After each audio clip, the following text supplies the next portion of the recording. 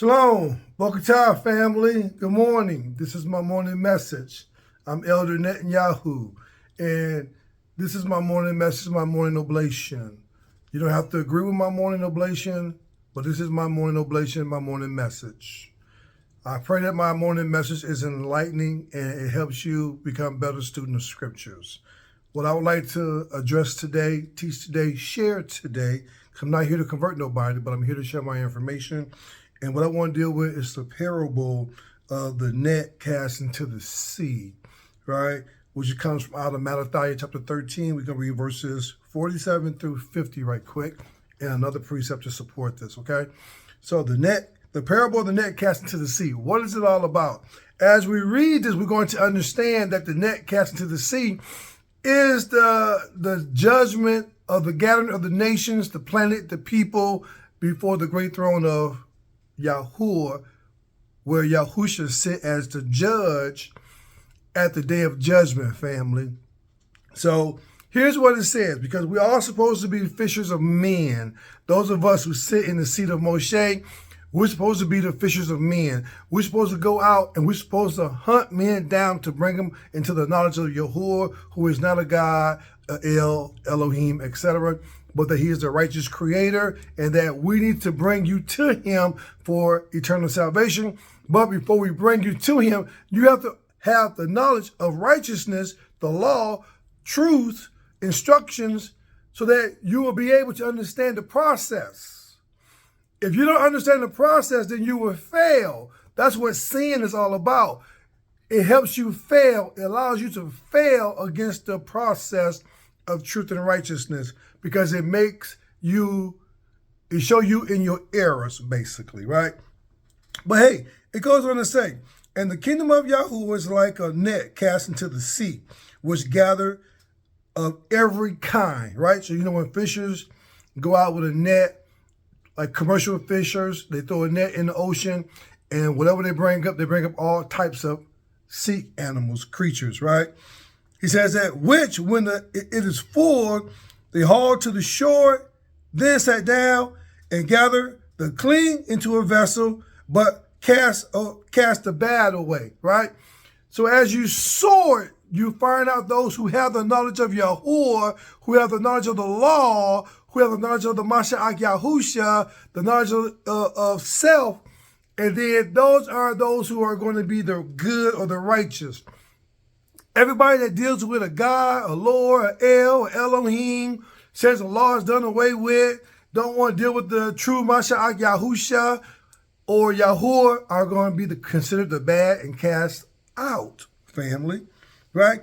He says, so will it be at the end of the age. The end of the age is the last days. That's the first day of the beginning of the resurrection, right?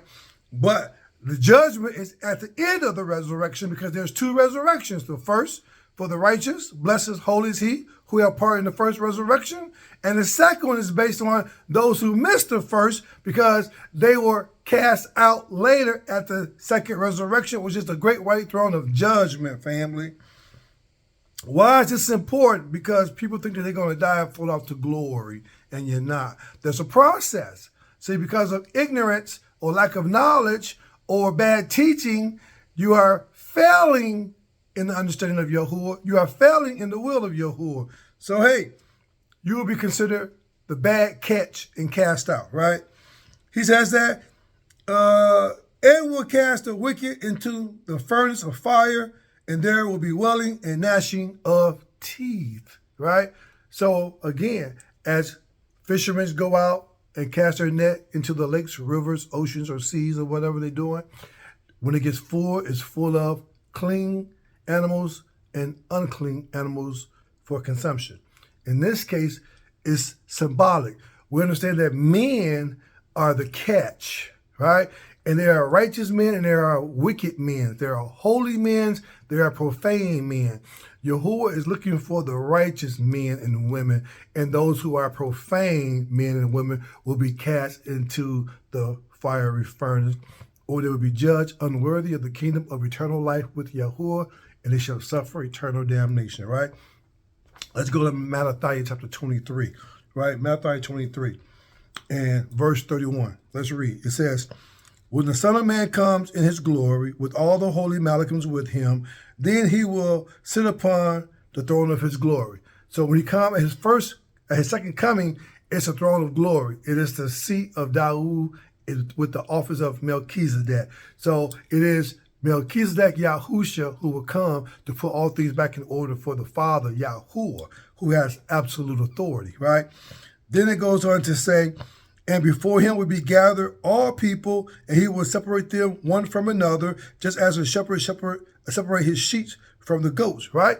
Just like the fishermen, they grab everything in their net, and they start separating what is sellable for the market and what is not, right? What is fit for consumption and what is not. YaHUaH is going to collect the righteous and cast out the unrighteous or the unholy and the wicked, right? He says, and he will set the sheep, the righteous, on his right hand, but the goats, the wicked, on his left, right? Then the king will say to those on his right hand, come, you blessed of my Father, inherit the kingdom prepared for you from the foundation of the world. In the beginning, YaHUaH created the heavens and the earth. He created it in 6,000 years according to the 6-day concept of creating Adam's creation, right? But it's a greater kingdom for us to inherit, right? But hey, what about those who don't make it, those cast out? This is why they cast out, verse 41.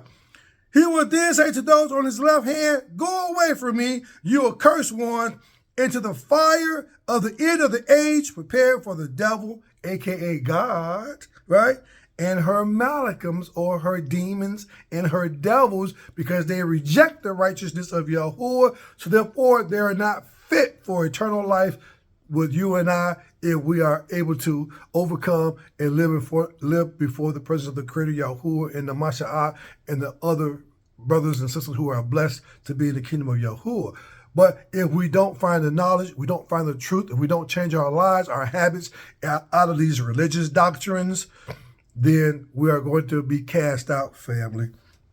Right? So he says that verse 46, and these will go away into the punishment of the end of the age, but the righteous will go into eternal life. Now, I ain't got to read this to you, but I'm going to read it anyway so you understand that this is line upon line, precept upon precept, here a little, there a little, get to understand it. So, hey, Revelation chapter 20, and it says that at verse 4, and I saw thrones, and they that sat upon them, and judgment was given unto them, and I saw the souls of those who were beheaded for their witness of YaHUaH and for the word or the commandments of YaHUaH, the law and the prophets, and who had not worshipped the beast, God, the dragon, the man, God, the false prophet, nor his likeness, neither received the mark in their foreheads or upon their hand, and they lived and reigned with the YaHUaH 1,000 years. So if the mark is the knowledge of, and the right hand is the agreement of the fellowship,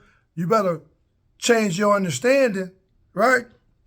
But it says that, verse 5, but the rest of the dead live not again until 1,000 years were finished, the first resurrection. The duration of the millennium kingdom is 1,000 years. This is the first resurrection. If you don't make this first resurrection, it's lights out. If you don't make the first resurrection through your righteousness, your works, and your faith in the law, in the name of YaHUaH, through the teaching of YaHUaH, it's over.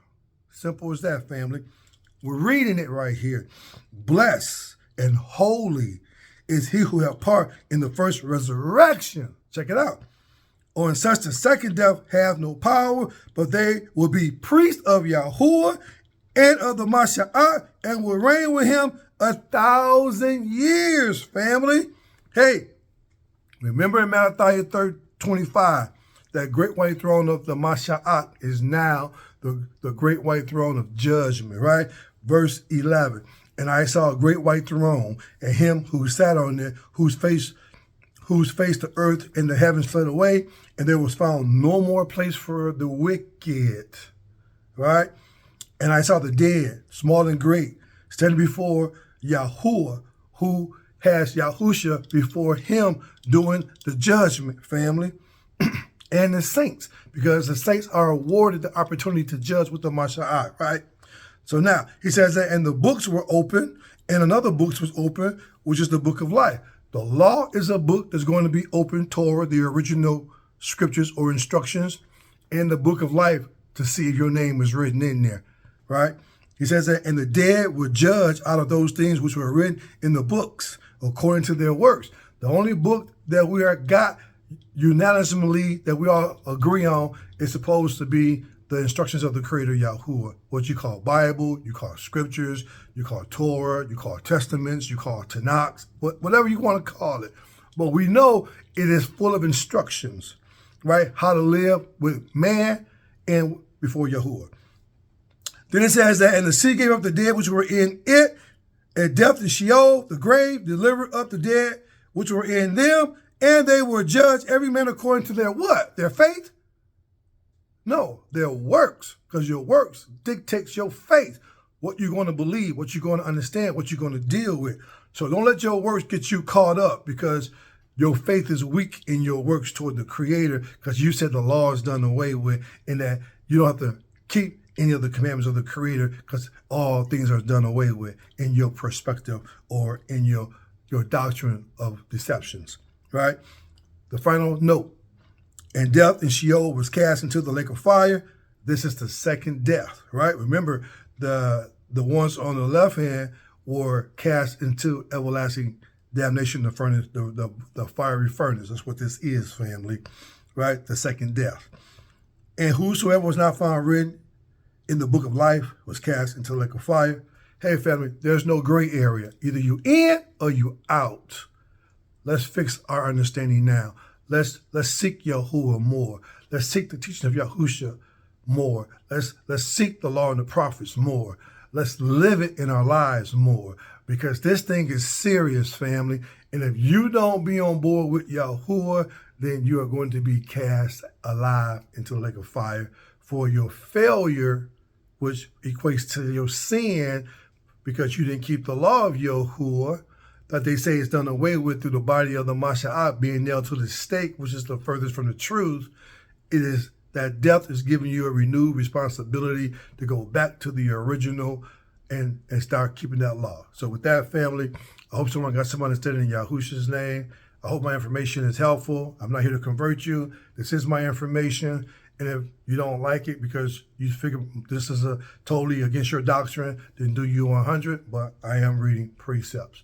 With that, in Yahusha's name, I hope you don't be Baruch. Hallelujah. So be it. May it be so. Todah Yah, family. Till we meet again. Shalom, shalom.